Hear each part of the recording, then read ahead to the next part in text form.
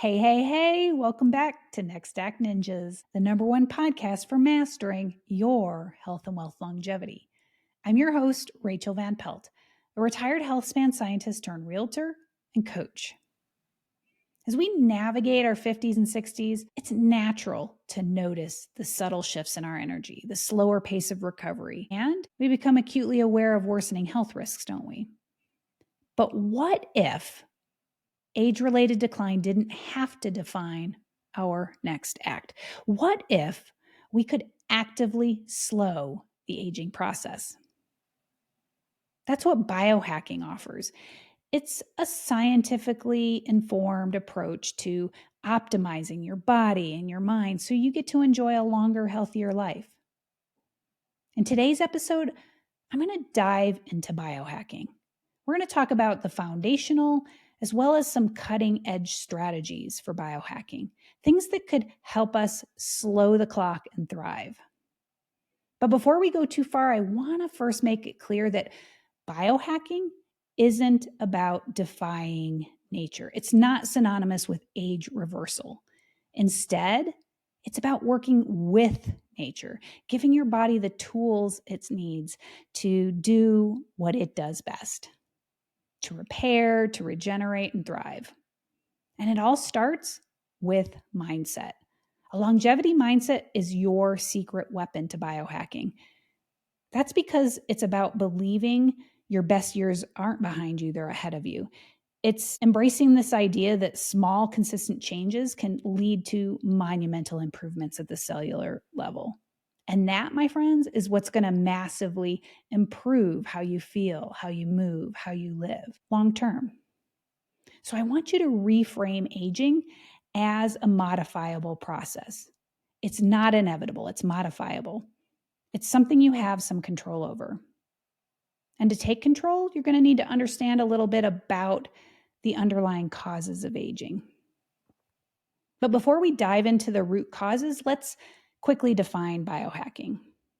At its core, biohacking is simply the art and science of optimizing your biology or your physiology.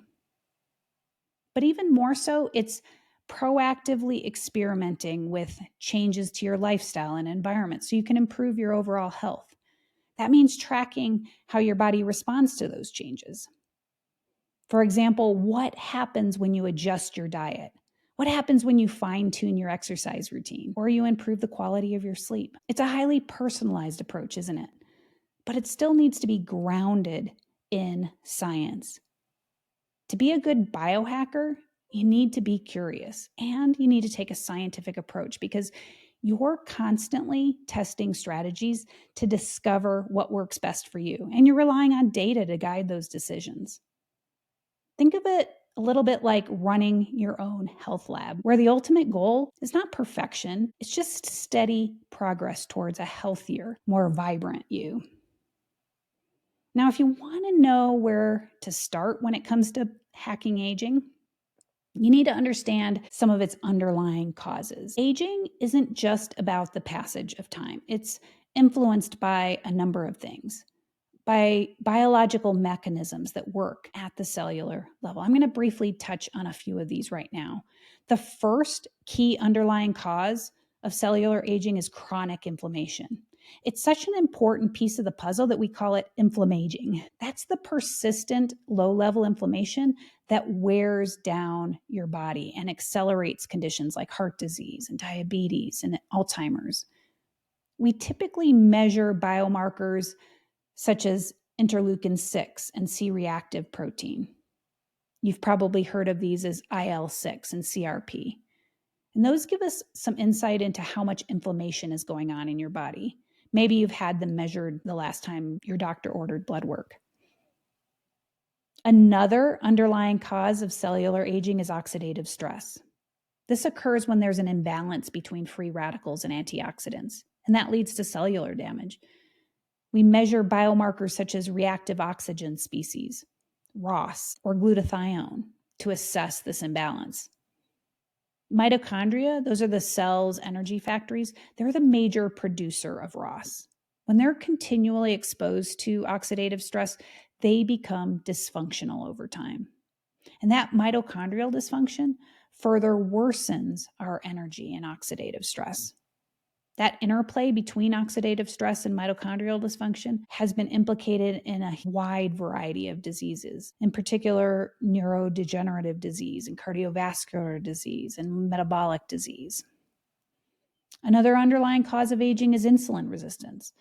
When cells become less responsive to insulin, that disrupts our glucose and our lipid metabolism, which leads to chronic inflammation and mitochondrial dysfunction, all those things we just talked about. That leads to damage to our blood vessels, our nerves, our organs. Many of us don't think about disruptions in blood glucose and insulin until it manifests as diabetes. But addressing insulin resistance, even in the absence of diabetes, can profoundly improve cellular health and longevity. Lastly, telomere shortening. You may have heard of that. That's another biomarker of aging. Telomeres are those protective end caps on our DNA. You can think of them a little bit like the plastic cap on your shoelace. When they erode, it limits how often our cells can renew. Chronic inflammation, oxidative stress, insulin resistance, all of those things worsen telomere shortening. So we think short telomeres are both a cause and a consequence of aging. And you can see that each of these biological processes, they interact, don't they? It's this multiplicative process that tend to accelerate aging at the cellular level and ultimately increases our risk of neurologic disease, metabolic disease, as well as cardiovascular disease. So as you embark on your biohacking journey, you're going to probably want to track some of those biomarkers. Measure IL-6 and CRP to look at your chronic inflammation. Measure fasting blood glucose and insulin, or better yet, have a glucose tolerance test done so you can tell something about your insulin sensitivity. You can measure glutathione and ROS to get some insight into the amount of oxidative stress you have in your body. Mitochondrial health can be assessed through fitness testing like a VO2 max test. And telomere length, while that's less widely available, that can give you some insight into the rate of cellular aging going on in your body. Use these tools not as grades, but as guides. These can give you an idea of what's out of balance and where to focus your efforts. That being said, I don't want you to get too caught up in the numbers. Blood work can only tell us so much. Progress is more about how we feel, isn't it? Are you moving with ease? Are you waking up with more energy? Are you feeling engaged in life? Those are the real indicators of success. I think too many people get caught up in biotesting, and we forget to pay attention to how our body and mind feels on a day-to-day basis. On the surface, combating cellular aging might feel hopeless, but I think the beauty of understanding these underlying mechanisms is that it gives us more power, doesn't it? Together, these processes give us a roadmap for how aging unfolds, and it tells us a little bit about what we can do to target or slow down the aging process. You don't have to just be a passenger on the aging train. You get to be a conductor. With a few strategies, you can modify these processes.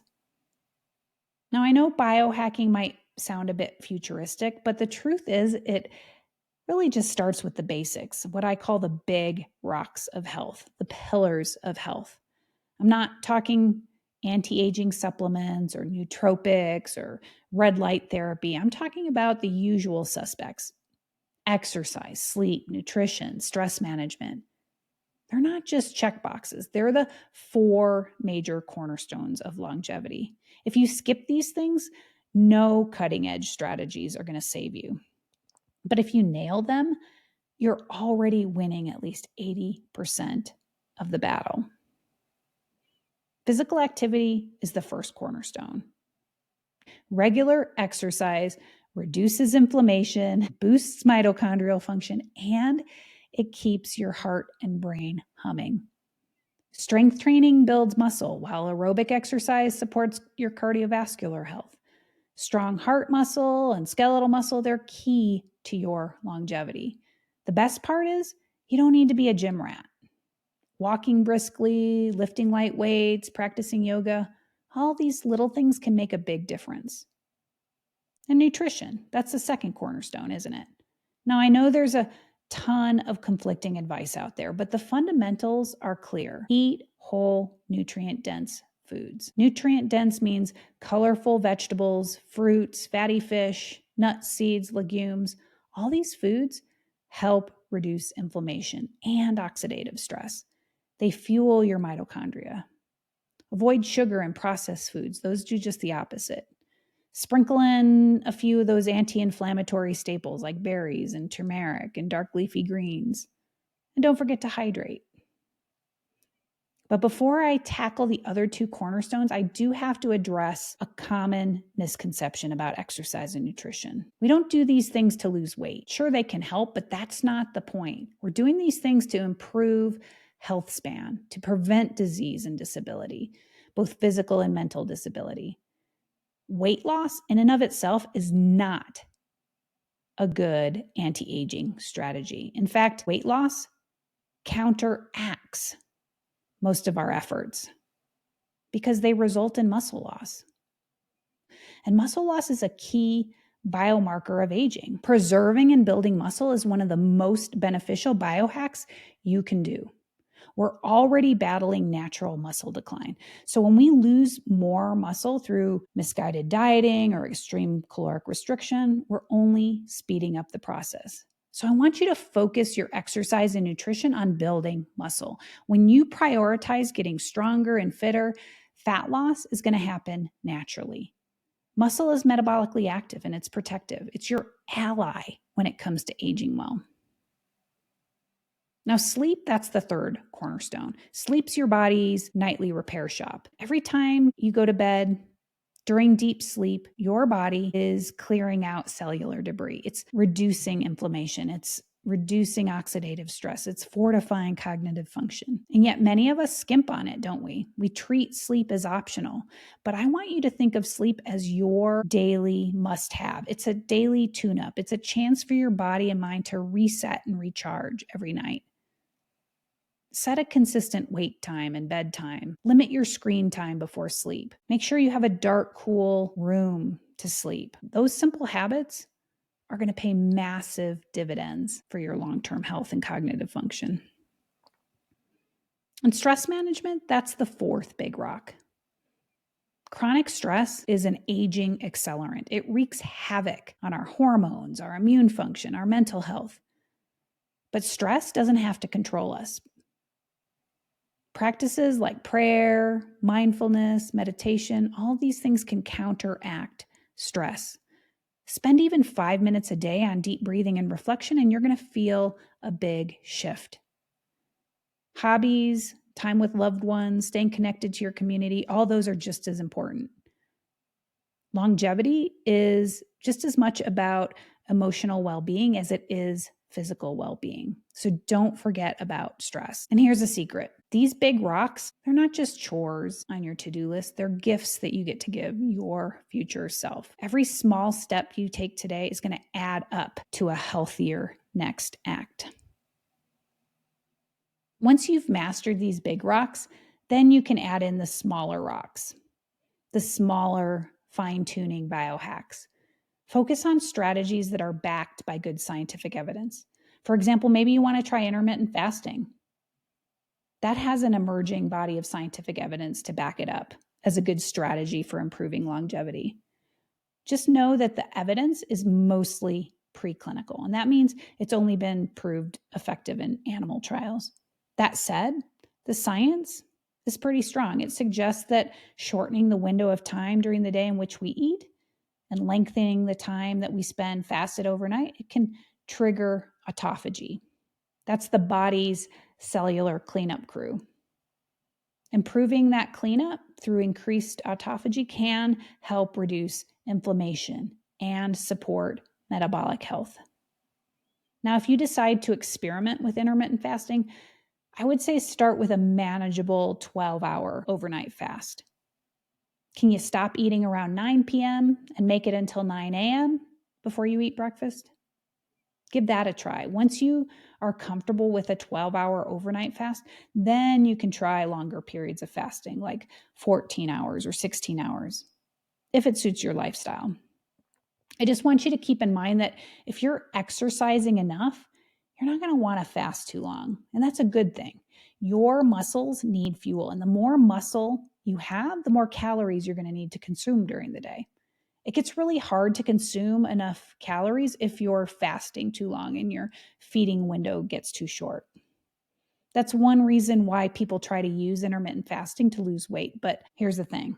The purpose of intermittent fasting is not to starve yourself. It's not a good weight loss strategy. The goal of intermittent fasting is to give your body and mind a chance to reset overnight. It's not a weight loss strategy. You might also try cold and heat therapies.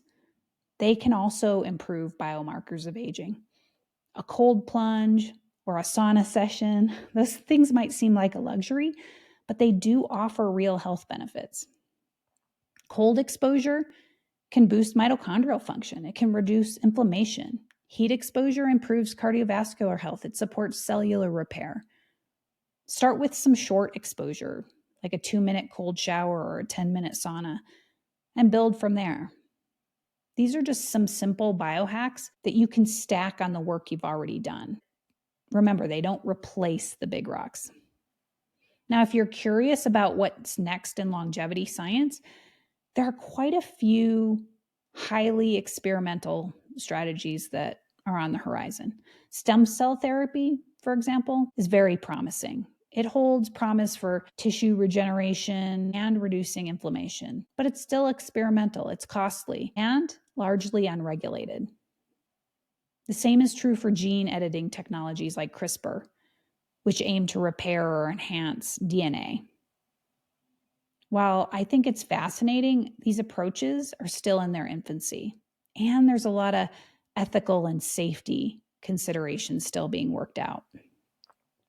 Bottom line, these cutting-edge tools, they're not the magic fountain of youth that some purport them to be. Not only are they still highly experimental, in most cases, they only offer incremental improvements over the big rocks of exercise, sleep, nutrition, and stress management.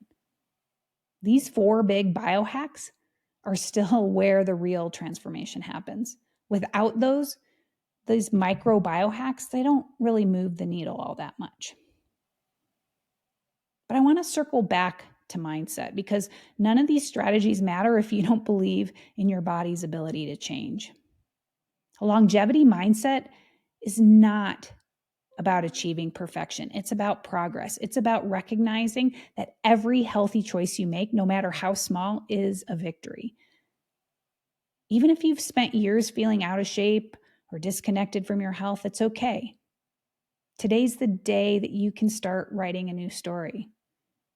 Remember, a longevity mindset is about curiosity and experimentation. It's about asking, what can I do today to feel a little better tomorrow? It's about celebrating small wins. And those small wins add up. Over time, they are going to create a ripple effect that transform your well-being from inside out. And let's not forget joy.